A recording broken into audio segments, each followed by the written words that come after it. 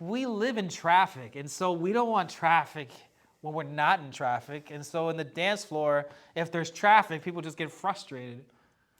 You know, I heard a great thing from Jerry, and he was mentioning it's because we don't walk. We're not a walking culture. We're a driving culture.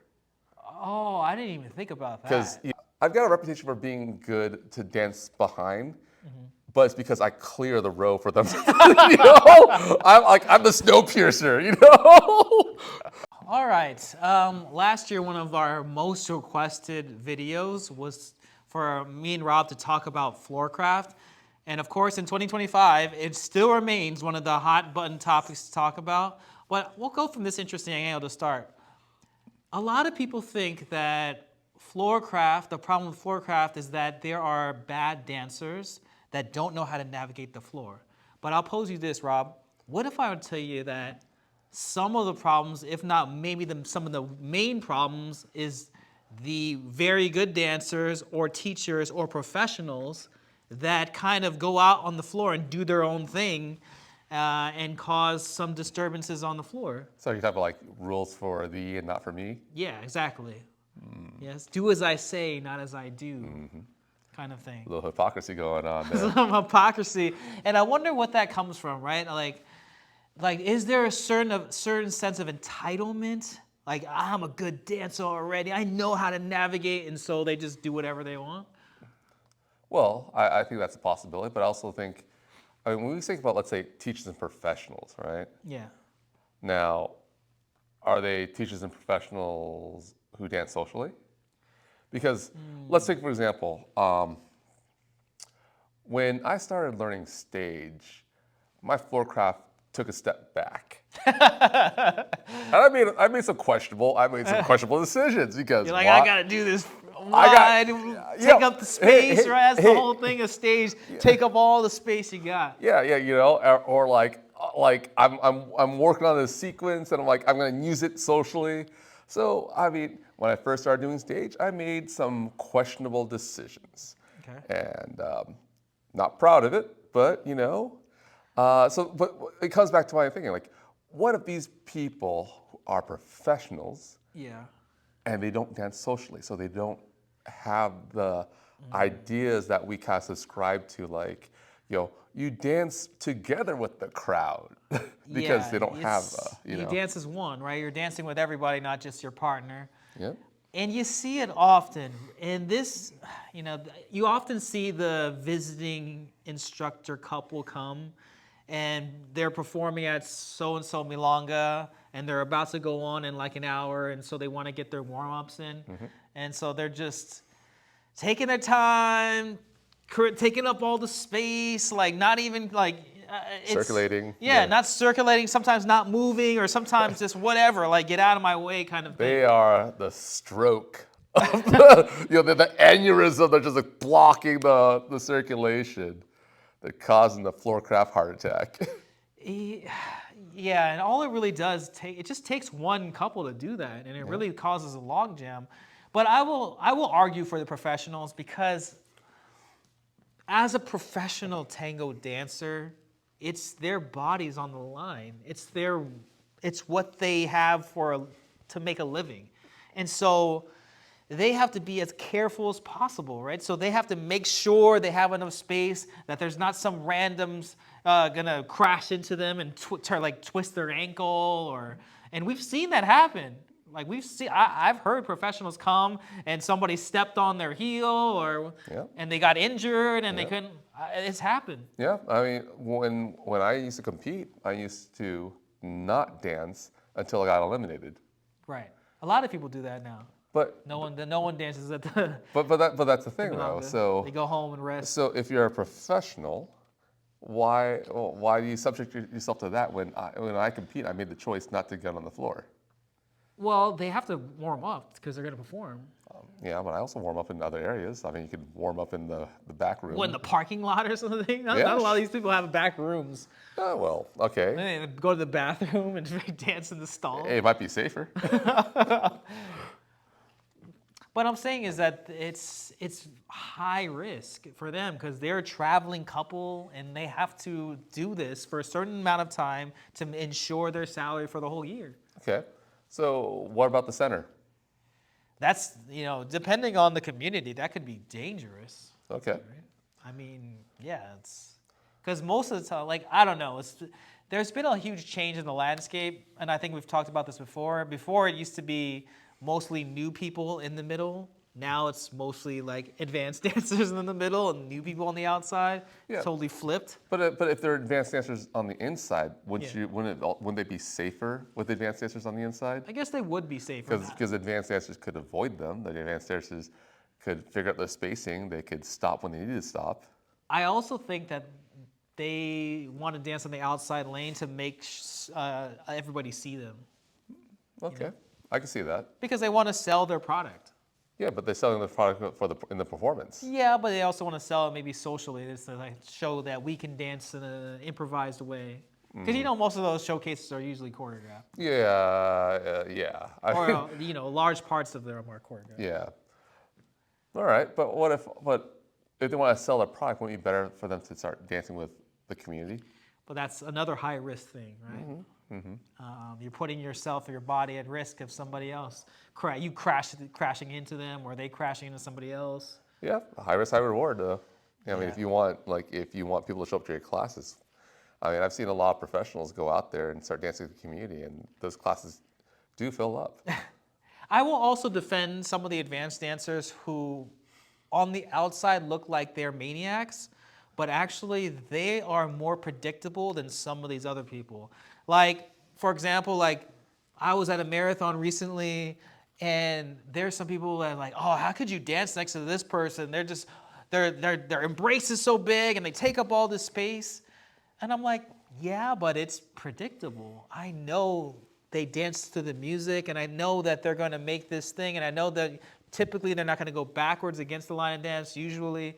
And so there are some things there that I know that I can work with, whereas the proper person who is in this very close embrace, who thinks they're not taking up a lot of space and is not aware really about their surroundings, they're the ones who are just as unpredictable.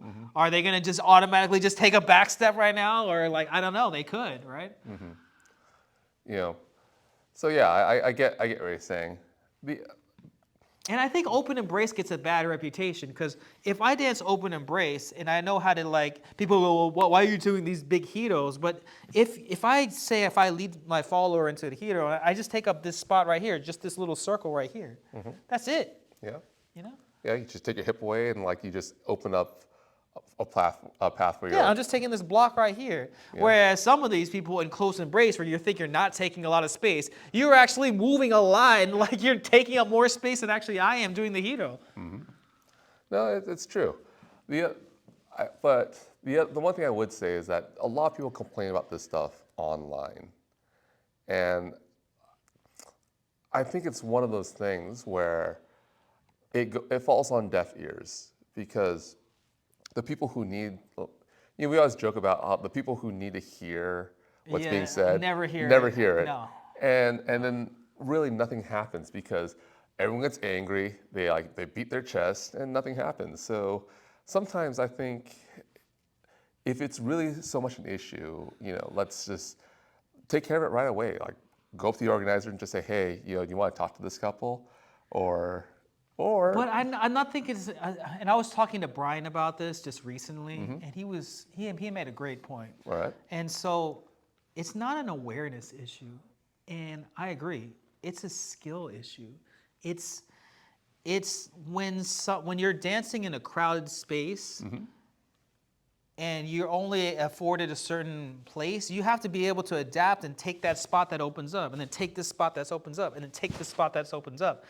That is a skill issue, to be able to navigate that close quarter, turn, compact thing, direction. So is it the skill issue of the professional or the skill issue of the people complaining?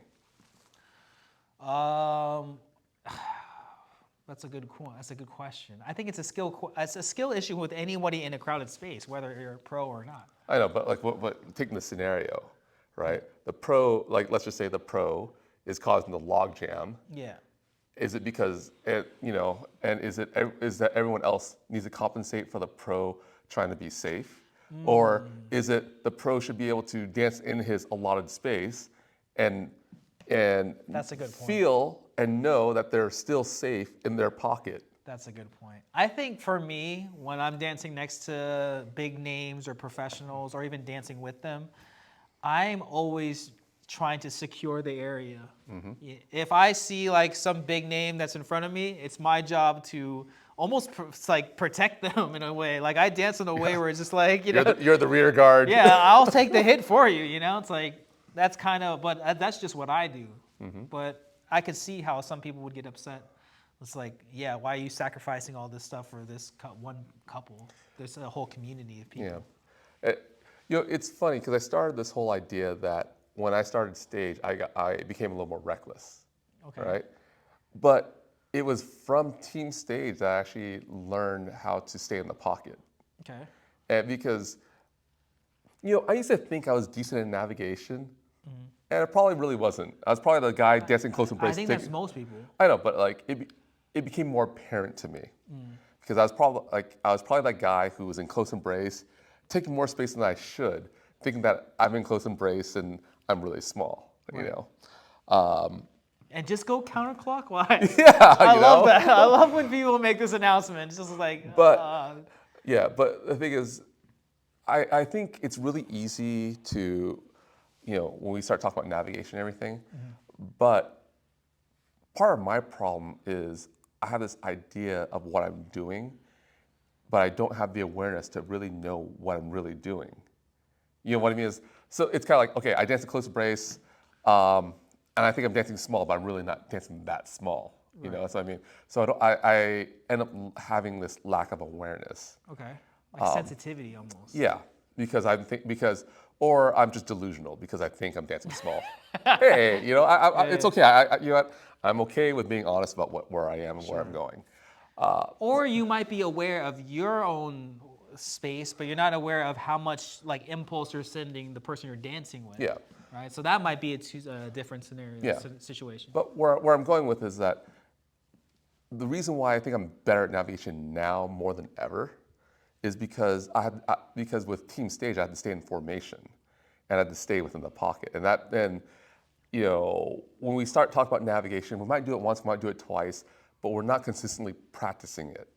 And we go out to the Milonga and we're like, yeah, we're doing this, we're doing that, we're doing all this stuff. I'm staying in the pocket, but are we really, right? And it's another thing when you stay in the pocket with a team and you have the teacher grilling you saying, what the heck are you doing? And that's what I mean. Like, so that to me, because I got grilled, because I was falling behind or going too fast or whatever, and I had to stay in the pocket, like to constantly be doing that every week for like 6 months, 9 months before showtime, and even continually doing it now, it's given me the practice to stay in the pocket and the comfortability of thinking, I don't need to pass because I can stay in the pocket. Because generally what happened before was, I'm dancing small. Keep going. I'm dancing small. Oh, why can't they move? Because no one's circulating. I need to pass. So it's this anxiety of being controlled that always pushed forward that made me more reckless, or I was probably more reckless than I thought I was. So I really like that you mentioned that some teachers or organizers held you accountable by calling you out. I think that I've heard that in some milongas that certain organizers do that. They'll pull you aside like, hey, you need to fix this or else you can't come here, blah, blah, blah. And so I've heard actually some milonga organizers have to pull some people aside, which is actually a detriment against their business, right? Because these are your clientele, these are your customers. You want to do what's friendly and nice to the customers. And so a lot of people don't say anything. Yeah, and especially like, are you going to say something to Mr. Popular who like dances with it, so that's another thing. But honestly, organizers didn't call me out. It was my teacher who called me out to stay in formation. Okay. So that's a little different. But that's what I mean. It's like I need that constant practice of staying in formation to know what the pocket really was. Because I have an idea of the pocket. Like before, I had the idea of the pocket to stay within the pocket to, not move and everything. And I'm like, yeah, I got it. And then change the lane. So. Because who really wants to practice navigation? Nobody. No, but you only get practice of navigation when you're forced to in a situation that calls on it. Yeah, And that's what I mean. Like, so I think a lot of these people, myself included back in the day, who are always complaining about navigation, we were probably the ones who actually need navigation also. And maybe we should really think about how to manage navigation in a practica. Like, maybe that could be a thing. Maybe like at the practica, we say, hey, do whatever you want to do, but for like the first 30 minutes, stay within the pocket, like no lane change, whatever. I don't know, but I think you need to be more. If you want to practice that, you need to be more drastic, being like, all right, everyone's gonna dance on just this half of the room for this one tanda, and that's our navigation practice. Yeah, but see, this half of the room, people could still be passing. I'm talking about like staying comfortable in the pocket, because that's a different thing also. Because I've danced in small spaces and I was still chaotic and passing people and not getting into any accidents and thinking I was fine. I've seen some people do that too. But at the same time, they do the elbow and they swim through and they don't care. Yeah, but what did I do? What I did was I was fine myself, but I made it chaotic for everybody else. Right. You know, so that's where I'm getting at. Like, I think it'd be very interesting if there was a practice or a way to force people to, you know, dance, stay in the lane, not change, and be comfortable with not passing and just staying in the pocket. And that's what did it for me. Because, you know, I had to stay within formation for the team while performing some choreography. Well, because everyone teaches long sequences and all these kind of things, and so people, I think when people go to the Milonga, they're like, I want to show off my moves I learned in class because I paid for them and I spent time learning them, and so I want to do the sequence that I paid for and spent time on. Yeah. And if I can't do the sequence, what's the point of learning those classes? And I did long sequences in formation in the pocket. That's what I'm trying to say. It's like, hey, don't just teachers don't just teach a sequence, force them to do that sequence without passing and like in a circular manner. I think the best compliment, I think if more people complimented people on their great navigation, then I think it would be more incentivized for people to get better at it. Like, you know, be like, you know, Rob, I've really enjoyed dancing next to you, or in like the Milonga. So it's guys complimenting guys because generally girls would just go, oh, I feel safe around you. Right. That's not like, it's not like your partner telling me, hey Rob, I feel safe with you dancing in front of us. You know, it's very, very different. You know, I've never heard that. I've never heard that. That's true. So. Well, it's a great compliment, right? It is. And if I feel safe dancing next to you, that's a great compliment. Yeah, but here's the problem with that. Yeah. You tell me that you feel safe dancing around me. Yeah. I'm like, great, I'm done. So, you know, what keeps me going? That you hold the reputation that I feel safe dancing next to you. So, no, you see, I've already achieved it. Yeah, and you want to maintain it. Well, so you talked to the wrong guy. Have I maintained my weight? You're talking to the wrong guy here, man.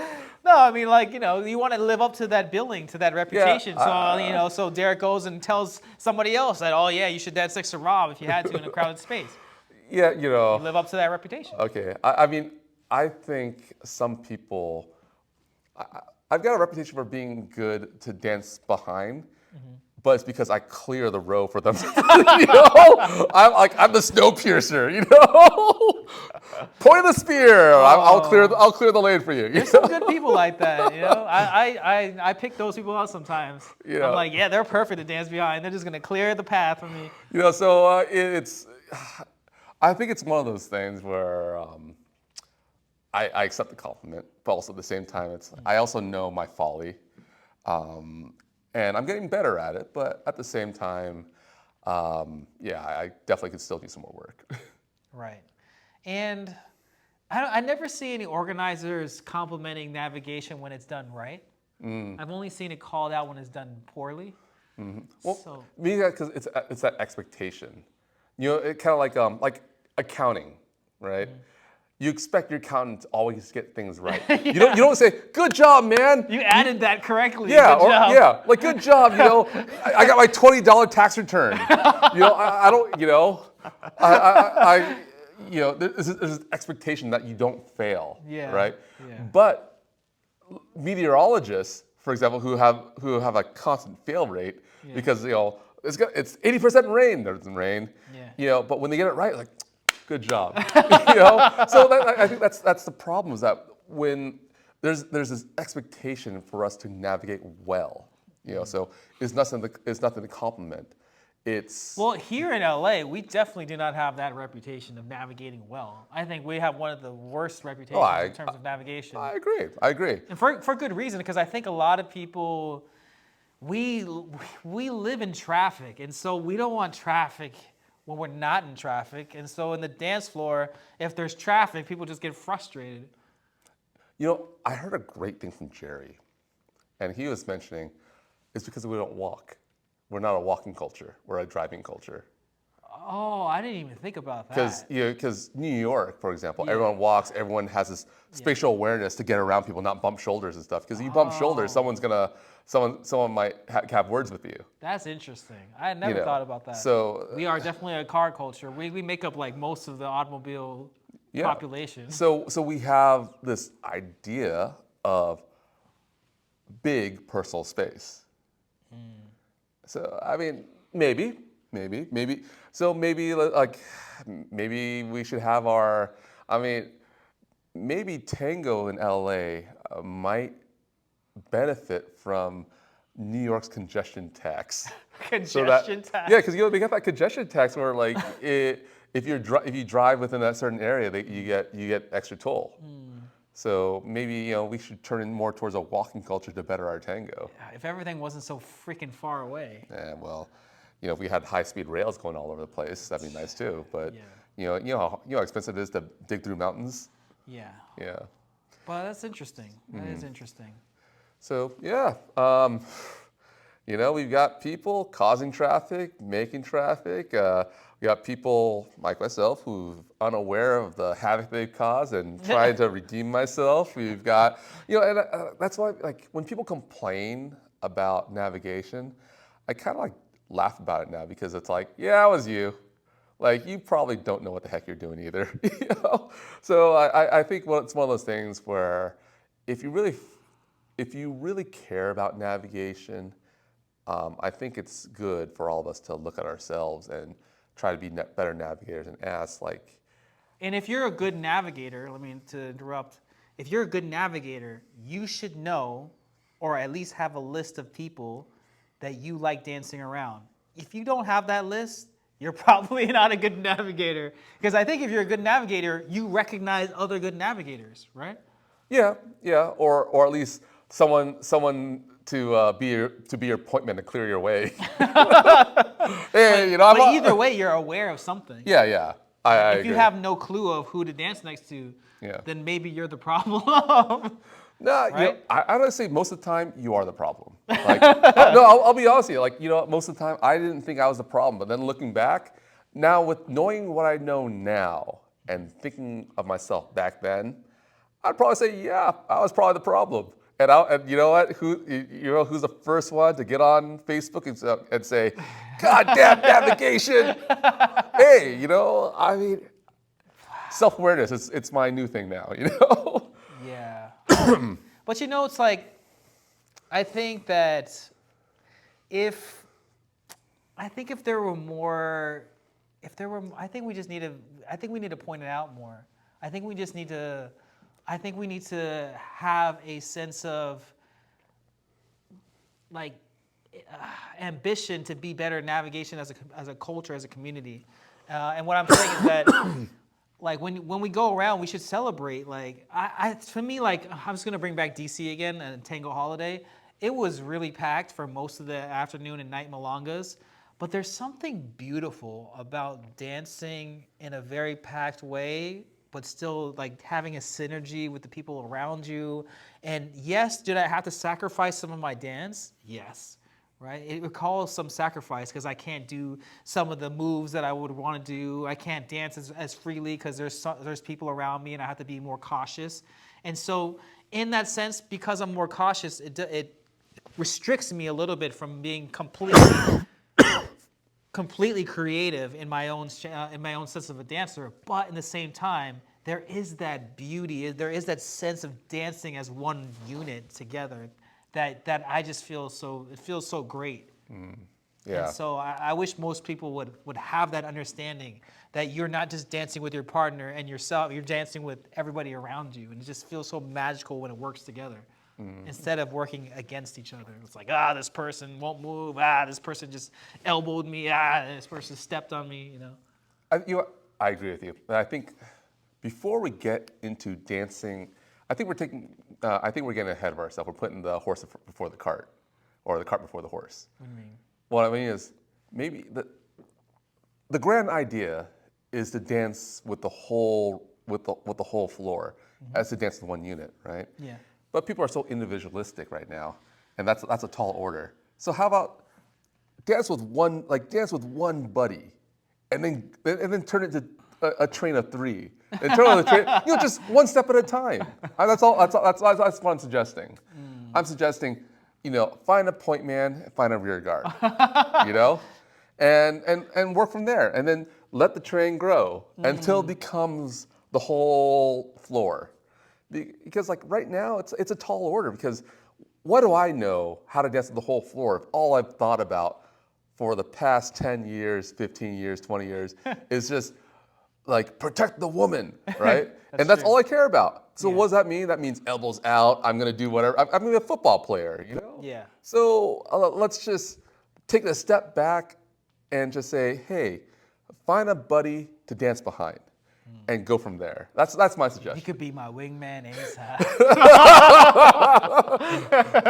Well, point man this one, because the wingman is just in the other lane. No, but I've had great moments with really advanced dancers like Dawood, another one. We have a lot of times at festivals or marathons when we see each other and we're in the kind of close quarters.